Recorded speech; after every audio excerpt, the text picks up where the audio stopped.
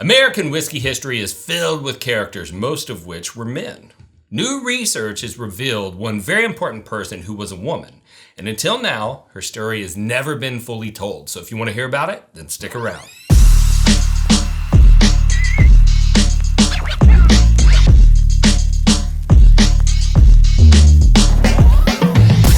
Before we get started, I have to thank all the patrons. Without you guys, this content would not be possible. Everyone's names who are on the screen right now are contributing at our top 3 levels. And if you want to hear more about how you can support this channel and its content, stick around until the end.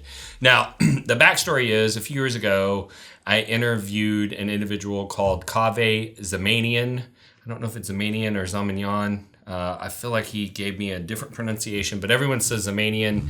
And his backstory was he was an Iranian immigrant and he became a clinical psychologist, but he fell in love with a woman from Kentucky and fell in love with Kentucky bourbon. So he became a collector of pre-Prohibition whiskey, and he ultimately became the founder of Rabbit Hole Distillery. But due to his love of history, he decided that he wanted to write a book about a woman named Mary Dowling. So I'm sure that during his research and whatnot for his pre-Prohibition whiskey fascination, he definitely would have come across Mary Dowling's story. And given there has never really been a full detailed account of, what her contribution was in the bourbon world, I think it just piqued his curiosity and he decided that he was going to write a book. So I was asked by his publicist whether or not I wanted to interview Kaveh about his new book. And it just so happened that I was going to Kentucky to do some barrel picks. And I mentioned to the publicist the dates that I was going to be there. And she said, "Oh, that's interesting because the book launch party is actually going to be while you're here in town." She gave me the date, and it happened to be a night that was one of the only nights that I didn't have really firm plans. And so it just fell into place that I was able to go to this launch party, which turned out to kind of be a funny experience. A lot of people don't know this about me, but I do have a weird social anxiety. So I don't have any problem being in front of a camera. I don't have any problem being in front of a crowd, but I do have a problem being in a crowd, and I do not like that at all. And there was 150 people at this launch party. Luckily, there was an individual that I knew who was a viewer from Houston, and we were able to hang out together, and that made me a little bit more comfortable. But I was waiting to see Kaveh's presentation, and they had taken me to a private room upstairs at the Fraser History Museum. There's a speakeasy up there, and that's where all of my equipment was because I was supposed to record a podcast with him. And then I went downstairs to actually watch the presentation. And during the presentation, Kaveh kind of laid out the, abridged version of the book, right? So Mary Dowling was born Mary Murphy to the Murphy family, and she married John Dowling when she was just 15 years old, and John was 31. But this was in the 1800s, so things were a little bit different back then. Her parents were immigrants that had come over from Ireland during the potato famine, and they owned like a dry goods store. And John Dowling had known Mary's father, and once John and his brother had become successful enough that they bought the cooperage that they had previously been doing business with, he went and engaged with Mary's father, and eventually Mary's father agreed that they should get married. And he ended up building kind of a bourbon empire during his day. He owned multiple cooperages, and I think he owned 2 cooperages and 3 different distilleries before all was said and done. But at various times, he had different amounts of ownership interests and different business partners. But what was different about his relationship with Mary was apparently she played a larger role in the family business than would have been usual for a woman of that period. So she did work for her father's dry goods store, and I believe that she helped keep track of the books. And so when she moved into her relationship with John, she seemed to continue to play more of an active role in the business than, most of the women at that time, especially in the area that she lived in. There was a handful of very successful families, and it was unlikely that the other women that were her contemporaries were participating in the business at that level. But unfortunately, John died in 1903, and as was unusual for the time, he decided to leave the distilleries and the cooperage to Mary in his will. And so all of a sudden you have this woman in her 40s that has, I believe, 8 living children at the time. And she was facing some pretty major opposition as a female business owner. You find out that they had strategically worked to have one of their daughters marry one of the sons of the banking family for that area of Kentucky. And they had a wholesaler that had been selling their whiskey for them for a number of years. And after the ownership of the business passed into her hands, the bank set her down and said, sorry, but we no longer want to do business with you because we don't want to do business with a business that is being run by a woman, and her wholesaler fired her as well. But she overcame the odds. She was able to find new business partnerships in both the wholesaling space and in the banking space. And she continued to operate the businesses and even grow the businesses up until Prohibition. But at the start of Prohibition, running after Prohibition got passed, but before it actually got implemented, she was able to sell some of their barrel inventory. So according to records, she had around 22,000 barrels of whiskey, and she sold all but 1,600 of them. But because she didn't know how long Prohibition was going to last, and she didn't want them to overage, and she wasn't going to be able to bottle them after Prohibition started, she went ahead and bottled all of that whiskey. She had a 10,000 square foot mansion with a giant basement, and she stored all of that whiskey in bottles in their basement, which, from what I understand, was legal. You were able to kind of hoard and build up a stash of alcohol from the point that Prohibition was announced, but before it started. And so my understanding is that she had not broken the law at that time. What are you doing? Oh, I'm testing my new whiskey glass that I had designed. Why? Well, there's a company out there that's a real Karen. And she threatened to sue us. Really? You don't say. Yeah, so we had been producing some traditional tulip-shaped whiskey glasses. Oh, yes. Uh-huh. We never used the name. Right, of course. But they claimed to own the shape of the glass. Mm-hmm. And since I'm just a little guy, I couldn't fight. Right. But do you know what that motivated us to do, Wes? What? To go out and design a glass that was actually made for high-proof American spirits. So the company that had the problem with us, their glass was originally designed for low-proof Scotch whiskey. Oh, okay. 80, 86 proof, that type of thing. Mm-hmm. And you know what I had noticed? Every time I would nose a really high-proof, high-quality spirit in the United States out of this glass, all I got was ethanol burn. Yeah, a little burn there. I felt that. And so we went out and we designed this glass that's actually designed for those higher-proof spirits.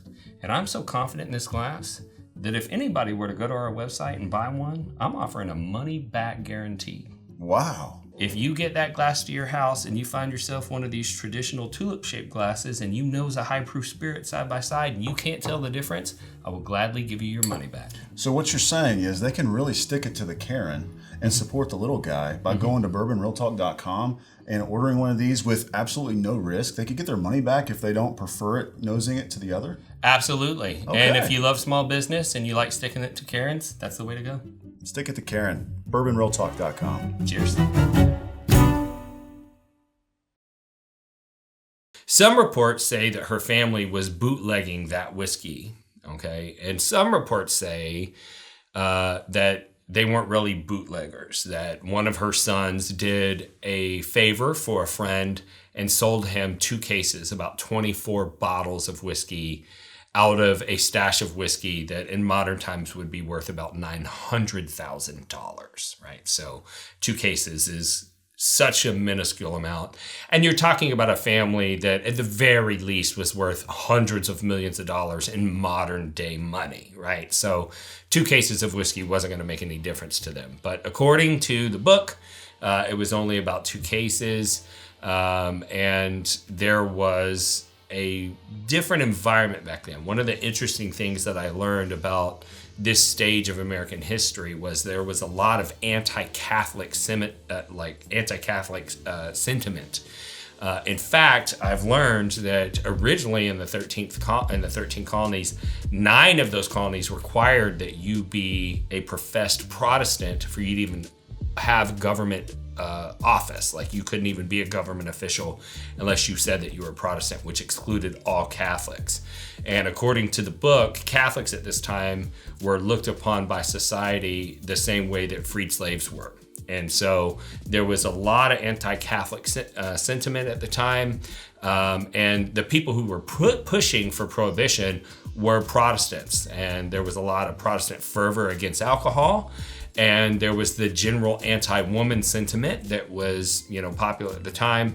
And so according to the book, it wasn't just that the government was pursuing her family for bootlegging, which they obviously didn't need to do. It was actually anti-woman, anti-Catholic, Protestant fervor that was causing them to pursue them for such a small number of bottles as if they were major bootleggers. But whether or not they were actually bootlegging family is irrelevant in the story, because in either case, she decided to take advantage of the situation. And so in the end, she was fined, I think, $10,000 per family member, which at that time was an astronomical amount of money, and 2 of her sons were sentenced to 1 year and a day in jail. And it was right around that time frame that she reached out to one of her contacts that she had made when she was liquidating those barrels. And there was an individual that was kind of operating as a wholesaler in Mexico, where prohibition didn't exist, who was buying barrels from her to bring them over the Mexican border, where he could bottle them legally there and then bootleg them back into the United States.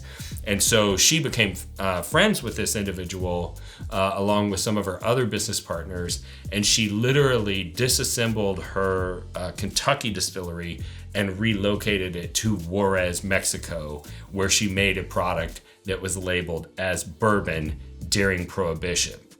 So this is a way for her to make bootlegger money legally without facing potential prosecution, because she could make the whiskey legally in Juarez, Mexico. Everything was properly licensed. She was paying any applicable taxes and all of that stuff. But then she would sell the whiskey to through some legal channels to locals, to other individuals in Mexico who had become interested in U.S. bourbon at this point.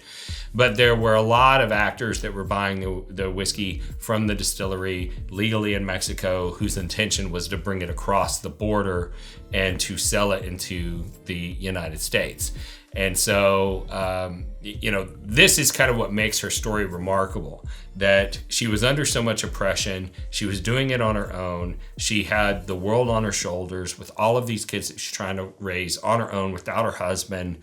And she was placed in a position of authority, and the government was coming after her. And she found a way to work her way around all of that and to take advantage of the situation to continue to make sure that her family was wealthy and prosperous during a time that all of the odds were stacked against her. So I've heard some people complain about this book because she's referred to as the mother of bourbon on the cover of the book. And some people are like, dude, she's not the mother of bourbon. She wasn't a distiller. She wasn't even the first woman to inherit a distillery when her husband died. And that's true. But to my knowledge, I believe that she was the first woman to run it so successfully, and certainly the only woman to make the epic move of moving the distillery out of the country whenever Prohibition hit.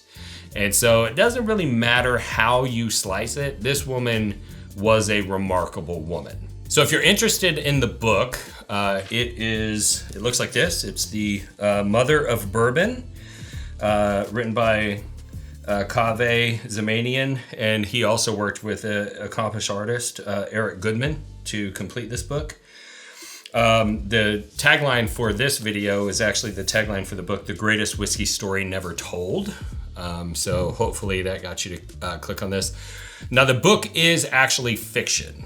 So the story that Kaveh told when we were at the launch party was that there wasn't enough records to do an actual documentary style book.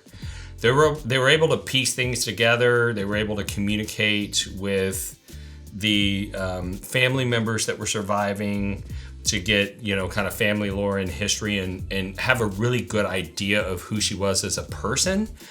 But there wasn't enough there to do a full documentary style book. So Kaveh worked with Eric to kind of fill in some historical fiction type elements to the book to make it slightly more entertaining. So please keep in mind that when you get this, you're going to be reading dialogue between Mary and John Dowling, and all of that stuff is all made up by Kaveh, but he was very adamant that he didn't feel like they put anything in there that was out of turn based on the information they were able to gather.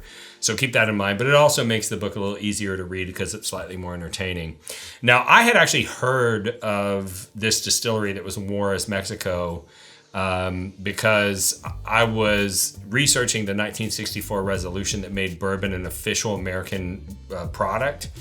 And along the way, as I was researching that, I came across this bit of history where there was a bourbon distillery, or more than one bourbon distillery in Juarez, Mexico, that there were some heirs that were actually in the United States, and they were very powerful.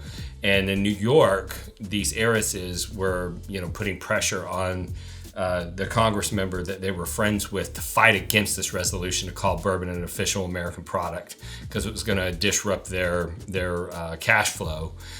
So I had heard about this, but I did not know that distillery had been moved there by a woman until I went to this book release.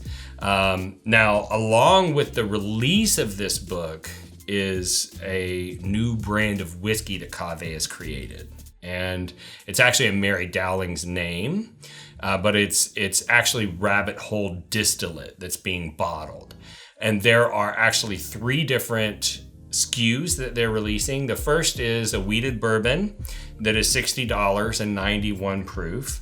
And then Kaveh explained that the next one they did as a tequila finished bourbon to kind of pay homage to the transfer of the distillery from Kentucky to Mexico. And that is a $75 bottle that is 93 proof. And then their top of the line kind of premium version is a double oaked bourbon that is $130 at barrel proof. Now, I was able to try all of these whiskeys at the book release, but I will tell you that I do not like the prices. When you look at the price of the whiskey versus its proof, it's not really in alignment with what I would consider to be a good value. But if you are a lover of bourbon history, you should definitely purchase this book and check it out. And if you don't mind the prices, you might want to buy the whiskey and check those out too. You can find the book and the whiskey at the website marydowling.com. That's marydowling.com. So I thought it'd be fun to do a free giveaway, but unfortunately they did not give me bottles of the Mary Dowling whiskey, and I wouldn't buy the 3 of them because it'd be an expensive proposition. And I'm trying to mind my budget these days, like many of us. So what I thought I would do is give away some Rabbit Hole whiskey. I also am in possession of 3 different custom etched Mary Dowling Glencairn glasses. So we're going to have 3 winners, and each winner is going to get a Mary Dowling custom etched glass. And you are also going to get a 2-ounce sample of the Rabbit Hole limited edition that I have, which is Folly's Run Kentucky straight bourbon whiskey finished in cognac casks. So if you'd like to enter to win that, like this video, subscribe to the channel, ring the bell to be notified of future notifications, because not only do we have good content, but we do a free giveaway in each video. And last but not least, you have to go to YouTube. Below the player head, there is a video description. There's a button to click to expand. And there's a web form in there that says free giveaway. You plug your information in there. We run a randomizer, post the results publicly for accountability, reach out to the winners, get your address, and ship you your samples absolutely for free. If you like this content and you would like to support the channel, there are 3 different ways. We have a Patreon. We also sell merchandise. It's made by whiskey people for whiskey people. And last but not least, I pay my personal bills as a real estate agent operating in the Dallas and the Houston metro area. So if you need real estate service in either of those areas, you will be able to find links for all 3 ways to support this channel in the video description below. And if this is your first time tuning into the channel, I'd like to thank you for the view, but also tell you that we're about a little bit more than just telling you about whiskey and its history. We're mostly about community and connection. And that's because I lost a loved one to suicide. And I saw how whiskey was bringing people together. And I thought maybe if I get you connected to whiskey, whiskey will do the rest of the job and get you connected to others. So I started this channel. But ultimately, as I looked at opportunities for people to connect with one another, I saw that there were a lot of forums that had negativity in them. They were basically dominated by these people we call whiskey trolls that show hate to strangers online. So we ended up starting our own whiskey forum called Bourbon Real Talk Community. It's free. It's on Facebook. You can go join right now. And it is one of the world's largest American whiskey focused platforms. And we do a lot of good things in there. There's a lot of community, a lot of connection. We were able to parlay that into starting a suicide prevention and intervention nonprofit called livestateproject.org. And that's all administered inside the whiskey world. But we also came to the conclusion, based on seeing that negativity online, that if those individuals can be hateful to a stranger online, there's nothing that keeps us from loving a stranger online. And that's why we end every episode the same way, and that's this. If you woke up this morning, you're unsure whether or not anyone loved you, just know that I love you. And I'll see you next time on Bourbon Real Talk.